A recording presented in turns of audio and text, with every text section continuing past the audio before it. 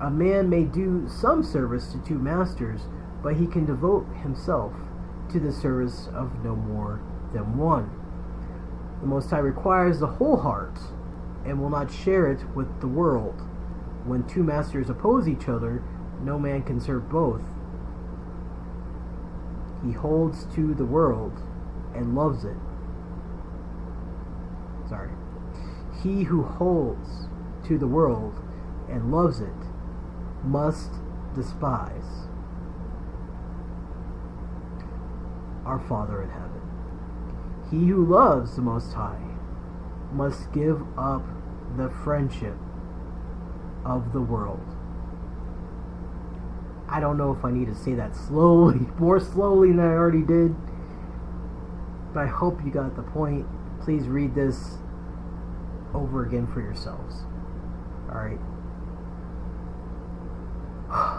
Okay, I believe Barnes goes into both verses, so we won't read Barnes, but we'll read Jameson Fawcett Brown's Bible commentary.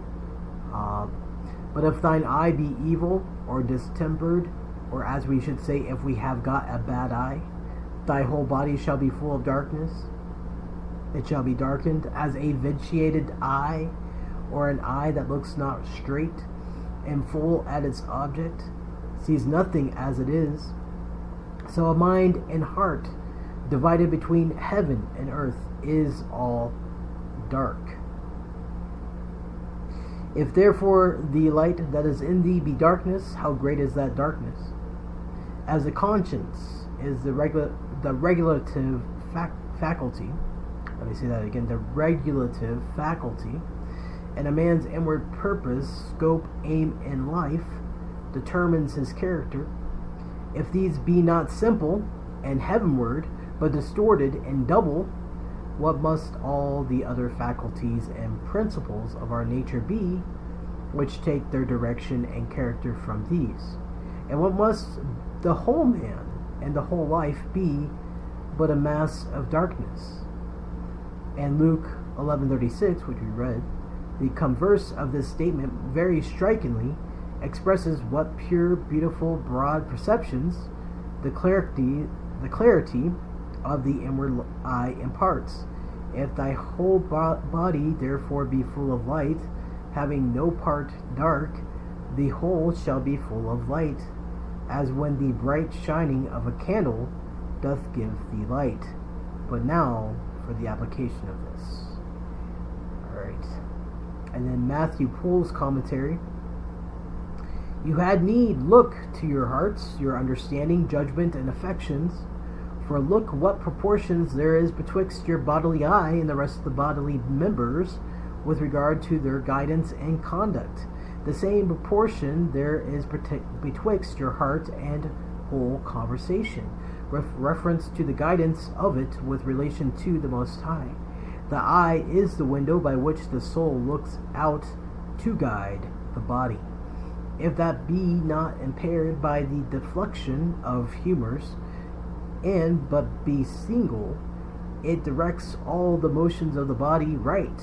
But if that be defective, or any way impaired, the whole body is at a loss how to move safely and with advantage to it. So if your hearts be set right, if you have a right and sound judgment, a true and sanctified affection, they will influence and guide all your actions. Your whole conversation will be regular and set apart, or saintly. But if that inward eye be evil, that through covetousness, too much adherence to the earth, or through envy, both which are called evil eyes in Scripture, or through the prevalence of any other lusts or passions, your darkness will be exceeding great. You will not be able to set one step right, for out of the abundance of the heart the mouth speaks. And according to the dictates and affections of the heart, the hand and the whole man acts. Alright, and then Gill's exposition. But if thine eye be evil, if thou art of a sordid disposition, of an avaricious temper, if the sin of covetousness prevails over thee, thy whole body will be full of darkness. Thy judgment will be so influenced by that sordid principle that thou wilt not be able to discern what is agreeable to the law of our Father in heaven, or human reason, what is fitting to be done for thyself for the Most High, or for thy fellow creatures. All the powers and faculties of thy soul will be enslaved by it, and all be intent upon and employed in the gratification of it. Thy mind will always be sad and sorrowful, harassed and distressed, and thy estate and condition will be most miserable and uncomfortable. If therefore the light that is in thee be darkness, how great is that darkness? As it is in the body, so it is with the mind. As when the eye, the light of the body, is put out by any means, all the members of the body are in entire darkness. So when the light of reason in the mind is so far extinguished by any prevailing iniquity, particularly the sin of covetousness, so that it is wholly influenced and governed by it, what irregular actions is it led into? What deeds of darkness does it perform? And what will be the consequence of it, but utter and eternal darkness, if grace prevent not? Alright, and then the Geneva does not have any note there. But you can see that this is not talking about the pineal gland, or having duality, or going into the sunlight every day to bring light into your body. That's not what this is talking about. It's talking about setting yourself apart from this world and not letting this world govern how you walk according to the Spirit. Because the Spirit is at war with the flesh.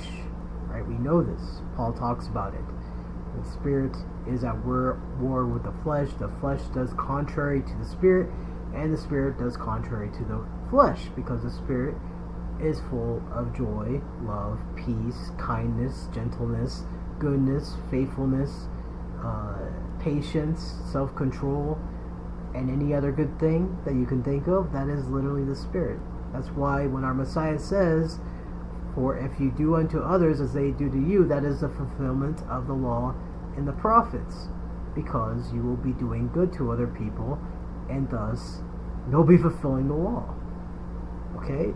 You'll be fulfilling the prophets. But this is why we have to study to show ourselves approved, so that we know exactly what our Messiah wants from us. We know exactly what our Father in heaven wants from us. We know what the Spirit of truth is trying to guide us into in our lives.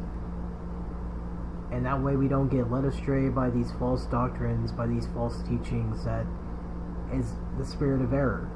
Right? It's literally a spirit of error that is upon this world.